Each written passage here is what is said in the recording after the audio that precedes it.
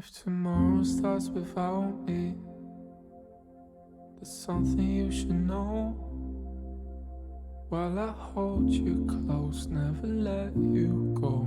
Hello and welcome to The Broken Pack, a podcast focused on giving adult survivors of sibling loss a platform to share their stories and to be heard, something that many sibling loss survivors state that they never have had. Sibling loss is misunderstood. The Broken Pack exists to change that and to support survivors. I'm your host, Dr. Angela Dean.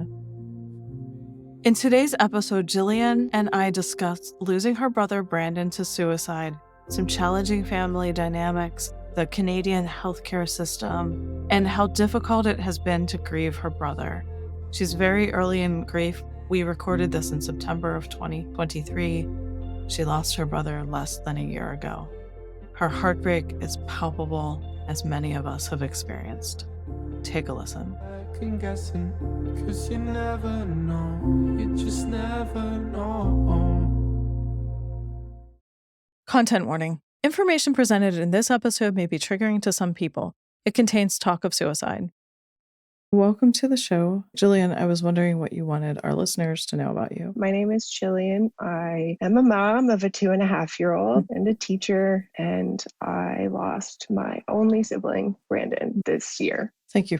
Before we talk about losing him, I was wondering what Brandon was like and what you want us to know about him. Brandon was very funny, but also very introverted. So you had to really know him to get that side of him. He was very smart, very responsible. He also had this side of him that I share where you just decide, for lack of a better term, you say, fuck it, and you just grab onto life and do the really fun things and the really crazy things and the really wild things. He lived like that in his younger years, and so did I. He was a dad, 2 small kids, 1 stepchild. It's all he ever wanted was a family. He just had the biggest heart for the people in his life. Sounds like a good guy. Yeah. I can see that this is really hard for you to talk about him. What was your relationship like with him? We had a good relationship when we were kids. Very typical. There wasn't too much sibling rivalry or anything like that. We were 4 years apart, so we had our own things going on, but also still each other. And I was out of the house at post-secondary when he started high school, so we had that gap. And then in our adult years, we both ended up settling in the same town that my parents had moved to. So we could all be close, so that when we eventually had families, we could raise our kids close to our parents. And my house is actually just down the street from his house. We were best friends, like fairly close, up until he met his wife, who was his ex-wife at the time of his death. That's hard. So they were already divorced or in the process of it? They had separated, and then just prior to his passing, there was some claims of reconciliation, but it was all very dark and not the route. Yeah, not the route you wanted for him. No. What would you like to share about that loss and losing him? I think the shock of it, he died by suicide, so that's an added element. He was hospitalized in November for ideation, and then it seemed like he was getting the help he needed, the therapy he needed.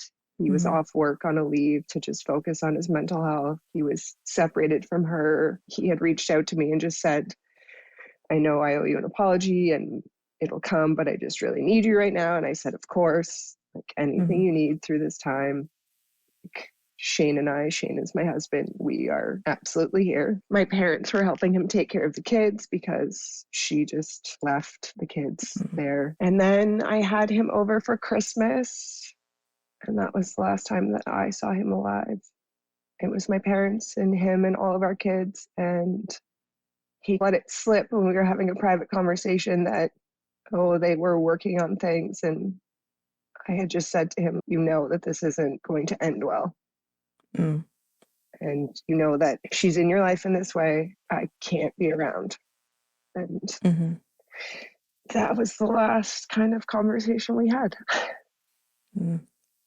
Sounds like it was a heavy conversation for you. Yeah, because prior to that, at the beginning of December, I had accompanied him to pick up his kids from her home in a different city. She was staying with her mom. He stopped on the way and got out of the car and said, I need to throw my wedding rings into the field, and it's done. And I just remember breathing a huge sigh of relief that we were all going to get him back. The Brandon that we all knew that actually enjoyed living, where everything wasn't a struggle. I was so hopeful for him. Did you see any glimpse of that in that month? I think him starting therapy, he seemed to be really self-reflective, and he seemed to be taking it very seriously. He seemed to be taking it in. I know he was reaching out for some other resources. He talked a lot about shadow work. And I think he was finally starting to address some of the things that were maybe the cause of some of the behavior and problems to do with his mental health. He was on the right track. Yeah. For frame of reference, because you're in Canada, what is the mental health system like there? Meaning, like, how accessible is it to get the help you need? I would say it's not overly accessible or helpful. After he was hospitalized for ideation, they basically sent him on his way and said a psychiatrist would be in touch. And my mom got involved because days were starting to go by, nobody was getting in touch. And they said, oh, because there's a very long wait list. So because of public health care, which is incredible in many ways, the wait lists are very long. And dealing with something like this, time is very important. So is mental health care covered under your national health care? No. So his hospital stay was covered. Okay. And then his psychiatry would have been covered, but we didn't know when he was going to get in. My parents stepped in and got him a therapist that his job had some private coverage through. Okay. Thanks for clarifying that, because I know I talked to someone in the UK and their system's similar. Here, everything obviously is private, or mostly. So as you watched him struggle, what was happening with your relationship then? You set a pretty firm boundary, it sounds like. Yeah, prior to that conversation, because he only died a little bit more than a week after that conversation, I just would text him and check in on him and just say, we're here. But I definitely carry a lot of guilt for not showing up on his doorstep more and making more of an effort. It was very complicated. There was so much in the year that we didn't really speak that needed to be addressed. I knew it wasn't the time and I was comfortable with that, but I also had just really started my battle with infertility and for the first time in my life was actually experiencing my own depression. So it was difficult to be there in the way that I wish I had. I think with these unexpected losses, especially with something like suicide, you're left with all of this unsaid, unresolved conflict. Yeah, I did have the opportunity to speak to his therapist because she happened to also be one of my therapists. And she had shared that similarly to how I felt, that when he was clear, he was very clear. He knew that repair needed to happen and he was excited to do it. It just wasn't the right time. Yeah, I'm glad that you were able to get that confirmation. And I'm sure that, as you alluded to, it's hard to carry that. Where are you today with grief? It's all pretty complicated. His ex-wife has basically, we've become the enemy. So there's a court situation happening for my parents to have visitation with the children. I have not seen them. I have not spoken to them. And they are just following the court orders and rules and waiting to, they've had a couple of video chats with them. They're going to keep pursuing that because Logan, the youngest, was living with my parents when Brandon died to help him. My parents were very involved in their grandchildren's lives and they were there to help.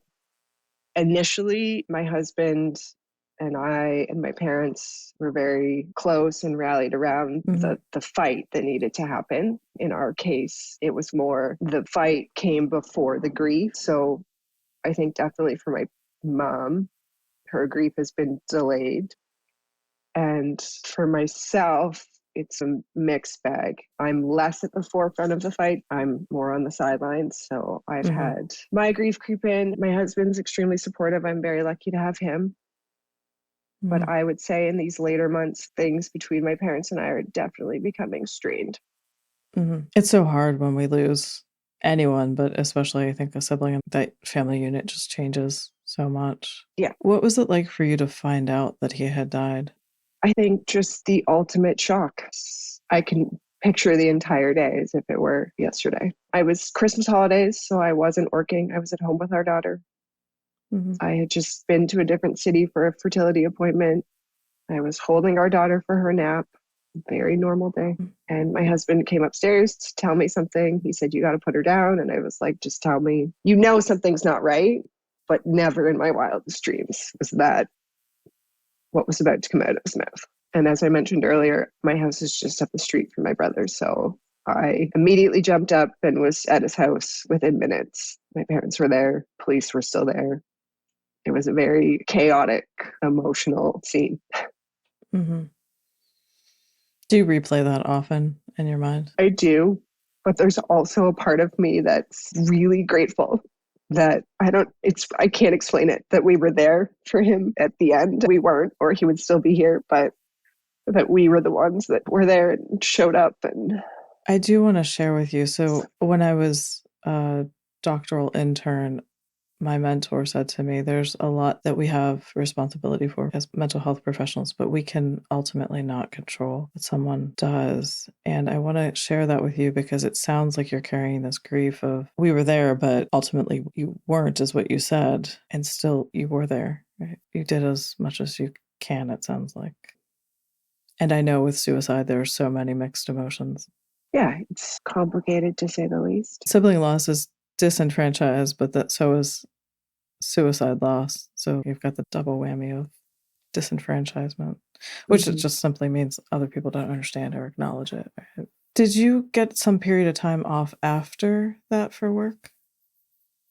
Yes, I was lucky. I just happened to be in a contract that allowed me to be off almost the entire time that the school year was still in. So from January until June, I only worked a handful of days in June. I'm lucky now. I have another part-time job, and I'm only going to be doing that until this coming January. So I have essentially a year off with a little bit of sprinkling of work in there. Has that helped you with coping?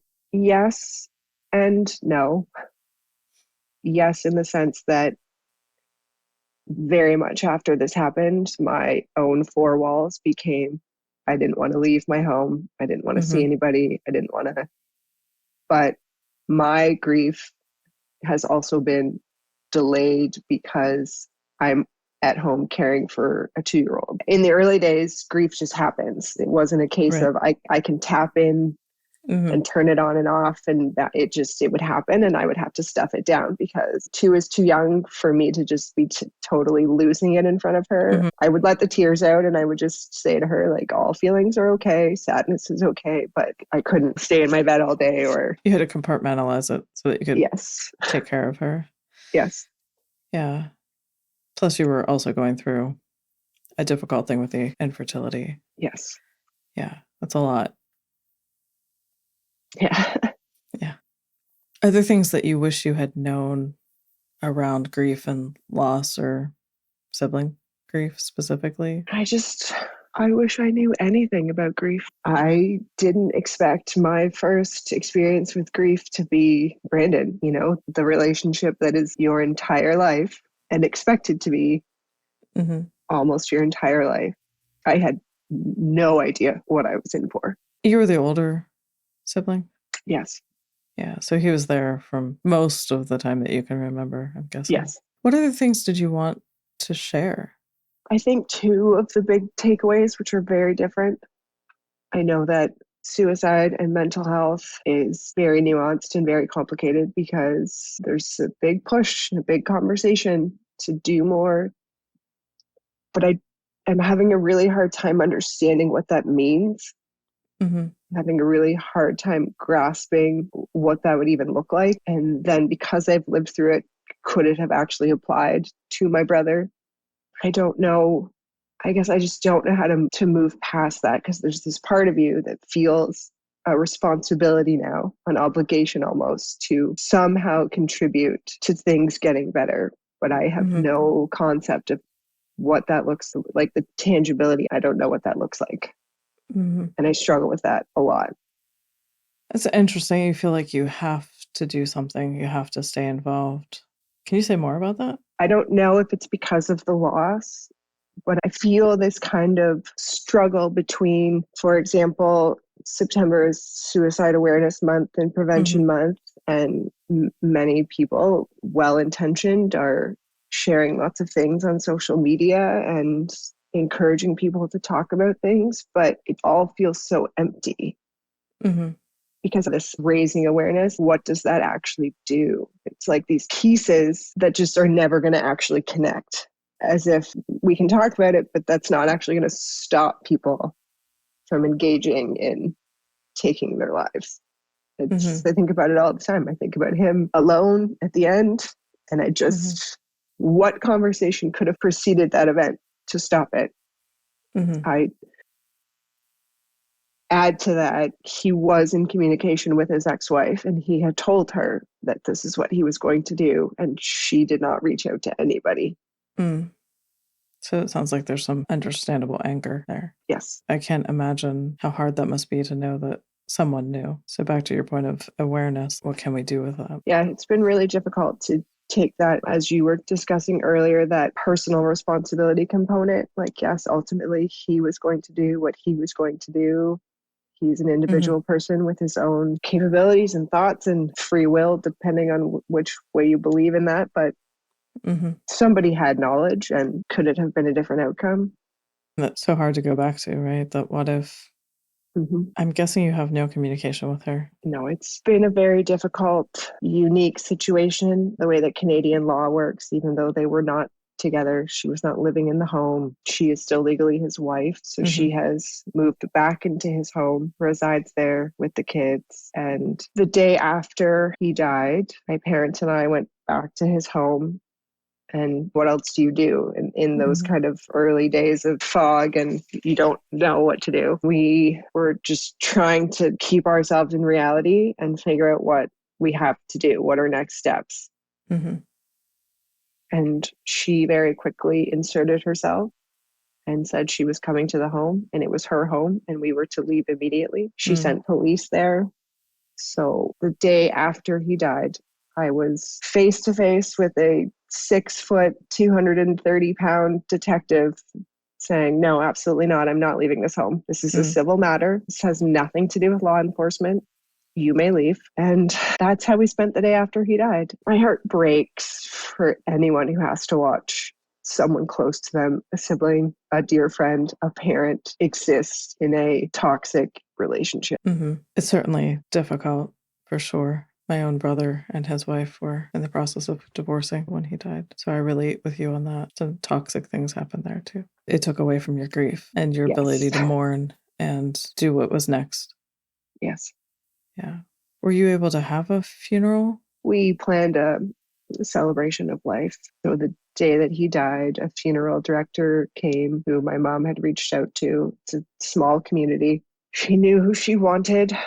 So he was present at the home, explained what would happen to his body, that it would have to be autopsied in a different city, and then it would be brought back, and then we could arrange for cremation because that was the plan. And a few days after that, everything was halted because the ex-wife then spoke up and said, actually, it's up to me what happens. Which then became a fight because, understandably, when we were in his home, the detectives, the funeral director all said, you do not want to see him like this. They would not let us. They very strongly advised us not to go to the basement to see him.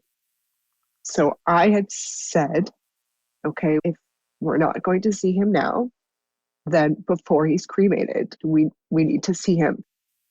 I knew that it would be important for my parents. And I knew that it would be important for me to not, it's not an easy sight, but for our last picture of him to not be in a body bag. And she stepped in and tried to stop the whole process because she's the wife, which meant that we may not get to see him. This is how our process has been, one thing after another. Ultimately, my parents agreed to pay for all of the arrangements. And then she agreed to let us continue with the plan that he would be cremated, that we would get to see him beforehand. That also meant she could see him beforehand, and that his remains would be split between her and my parents. Mm. My sister-in-law did something similar. I feel I'm with sorry. you. I'm sorry for you as well. Yeah. So the celebration, I know other people have mentioned celebration doesn't feel like a celebration. I'm wondering how that was for you. Very surreal. I think it occurred about 3 weeks after he died. I very actively knew that it wasn't going to help or aid my parents, that it was something that we had to do for his friends, for people in the community. It felt like a completely out of body experience. It was thrown in a way. It was at a local brewery. You can see the brewery from his front porch. He went there all the time. Not all the time, but it was like the spot he would go if he went out for a beer. Hundreds of people came throughout the day. And it was a snowstorm. It was beautiful in a way to see so many people come and honor, but then you have to deal with the flip side of that all those people very quickly disappear. Yeah. And then you're left with trying to figure it out. Yeah. Where did you find support after his passing and after everyone else had gone on with their lives? My husband, I'm very lucky. I know that not all relationships are as healthy or as connected. I don't have a bad word to say about how he is handling everything surrounding my grief, my process, everything else that's going on. And then there are some programs available. There's some group therapy that my parents attended. I'm about to attend a group therapy session. It's not necessarily for siblings specifically, but for suicide survivors. And then I was put in touch with a woman who does Zoom therapy for, again, suicide survivors. And she herself lost her brother the same way. So it's been good to connect with somebody who actually has a similar story. Right. And how wonderful that she was willing to share that with you in that way. Yes. I'm glad that you'll have that support, especially as you go into the anniversaries. Have you thought about the end of this year and what that might be like? Yeah. I keep saying to my husband that the winter is going to be probably the roughest winter of my whole life. It's going to be dark. It's going to be cold. It's all going to come. Those early days, the moment it happened, it's all going to feel as though it's all going to just exist in the air for months. And I am dreading it. Yeah. And that's understandable. Have you had birthdays and stuff since his passing? Yeah. We had his birthday. We have had a couple of small gatherings with just his closest friends and my family. Just get-togethers where we eat food and just hang out. Yeah. Are you able to feel any connection with him currently? Not as often as I would like. I was pregnant around his birthday this year and then miscarried again. And it was all very, thank you.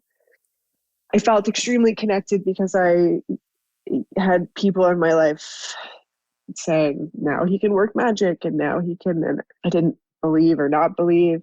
The due date was right around the time that he died. And so it felt very, I don't know, coincidental, but not. But then we miscarried. So I'm kind of at a loss. Yeah. That's a lot of loss. Yeah. Yeah.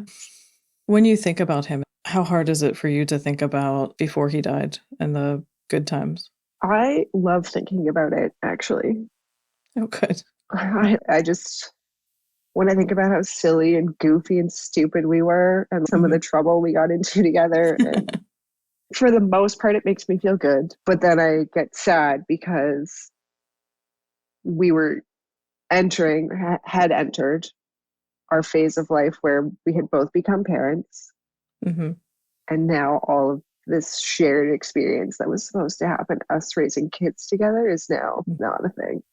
Right. And I'm so curious. These big life questions that I don't actually carry the answer to from anybody else but him.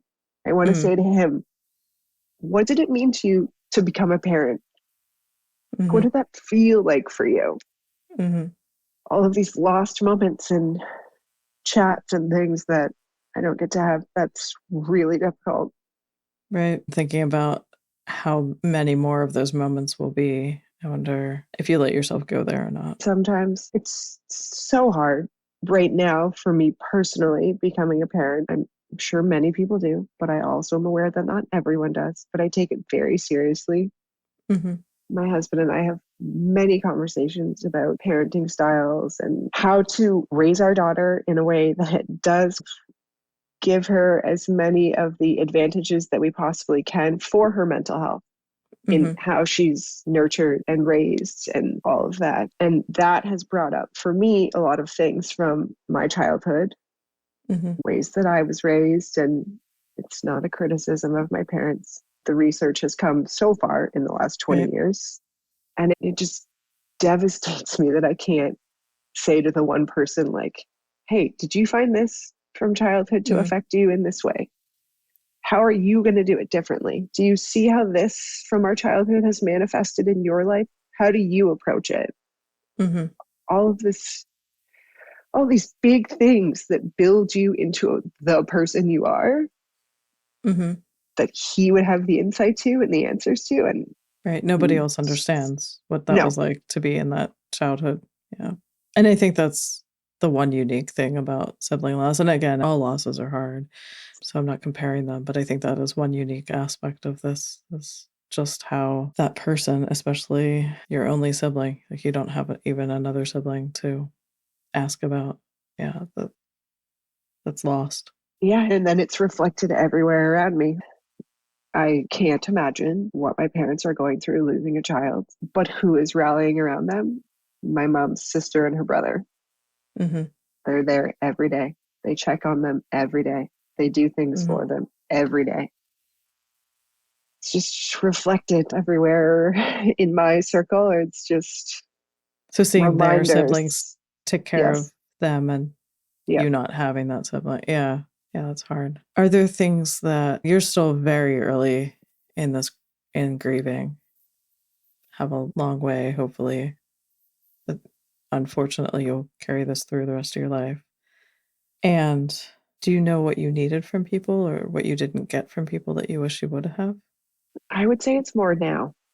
So the Mm. early days, the food drop offs, which were incredible because, again, with a 2-year-old at home and trying to navigate all the fights that we were navigating and still take care of her and feed ourselves, the phone calls, the texts, all of that. But very quickly, I would say after about 3 months, it stops. It's like when it first happens, you're stuck in a well, and those early days, people are like throwing you tools or food and water, expressing, we don't know how we're going to get you out yet, but we're going to get you out. But Mm-hmm. but we're here, keep yourself alive kind of thing. Like, Mm-hmm. they throw things down to you, and then they just forget the part that they actually have to get you out of the well. Mm-hmm. So just no one shows up to be like, how are you doing? Do you need to get out of your house? Do you need to go for a coffee? Mm-hmm. How are you doing? I have one, maybe two friends that on a fairly regular basis, and I understand people have their own lives, but I also understand how earth-shattering this kind of thing is. Mm-hmm. And so I guess the abandonment has been a shock. Mm-hmm. For sure. I love that metaphor that you used with the well. I think that illustrates just exactly how people abandon you, like you said, Yeah, in they your just leave grief. you in that dark pit forever. And now you're trying to figure out how to get out. Yeah, You just need a ladder. Nobody's going to throw that yeah, to you. yeah, Or Lassie to come rescue yeah. you. Okay. So what are some of your favorite memories that you have of Brandon? We spent a lot of our childhood on the beach. And when we were adults, we went and all had a beach day with my parents and his stepdaughter at the time. And there's a shipwreck just off the shore, and you Mm. could swim out to it. My mom, of course, being my mom, was all in a panic, like, you can't swim out there. And I was like, I've done it several times. I assure you, we can. We're both strong swimmers. We'll be fine. And we tucked a beer each in the back of our bathing suits, and we swam all the way out to this ship. this rusty old ship, and we just climbed up on the ship, and then we sat there and like just him and I drank our beer and just talked about, I don't know, how truly special some moments are and how great some of the world can be. And it just was a perfect moment. Mm-hmm. That sounds beautiful. So those adult moments of learning who each other are as an adult. I really like thinking about, I mean, it's difficult because there's those moments and I can see those flashes when I think about him and I. And then there's a shift when he gets in deep with his ex-wife where the life just gets sucked out of him. Mm-hmm. And he's like those dirt clouds that fall around that character from Charlie Brown? Yeah. It's like you could see all this, like, it's not dirt, but all anxiety clouds and stress clouds and all, you could just see it following him. And it just was so hard to watch. Mm-hmm. It's really hard to watch. Have you tried to share the things that were left unsaid, like talk to him or wrote to him or anything since he died? My husband and I take my daughter to the same beach and a couple of times this summer, and I go out on the paddleboard by myself and I just float out pretty deep, and I've had a couple of conversations with him. Mm-hmm. A couple of jokes, and I get mad at him sometimes and like, how dare you? How dare you leave? And then, I make a couple jokes because he had a really dark sense of humor and I have a really dark sense of humor. So I make inappropriate jokes when it's just myself and talking to him. Yeah, just saw on it was some, I don't know, Facebook thing. This person had ashes put in for their sibling, and it said, "It's really dark in here." They actually had that engraved on there. I was like, that's so clever. Are there any other memories that you did want to share? Him becoming a dad was a pretty special one. Mm-hmm. Again, I've talked to, since he died, past girlfriends, his high school sweetheart. She's very lovely. She even said, like, they started dating when they were 16, and she was like, it's all he ever wanted. It's a wife and kids to take care of. So when he finally did become a dad, it was like a pretty big moment, pretty special watching it happen. My wedding, I have really fond memories of him at my wedding, and just a lot of really, before what I call the dark times, so before she entered, just a lot of really happy, easygoing moments in his backyard. I remember there's a very famous Canadian band, the Tragically Hip, and the lead singer was diagnosed with a terminal brain tumor, and they went on this huge farewell tour. And they played their last show, and my parents and my brother and a couple of his really good buddies, we all listened to it on an old FM radio in the backyard, like around a campfire. And it was like one of the best times. Yeah. And yeah. Sounds like he was a lovely human being. And He was. I'm very sorry for your loss. Thank you. Thank you for sharing today. Thank you so much for listening. Our theme song was written by Joe Millwood and Brian Dean and was performed by Joe Millwood. If you would like more information on The Broken Pack, go to our website, thebrokenpack.com. Be sure to sign up for our newsletter, Wild Grief, to learn about opportunities and receive exclusive information and grieving tips for subscribers. Information on that, our social media, and on our guests can be found in the show notes wherever you get your podcasts. Please follow, subscribe, and share. Thanks again. You're second guessing, oh, you never know, you just never know.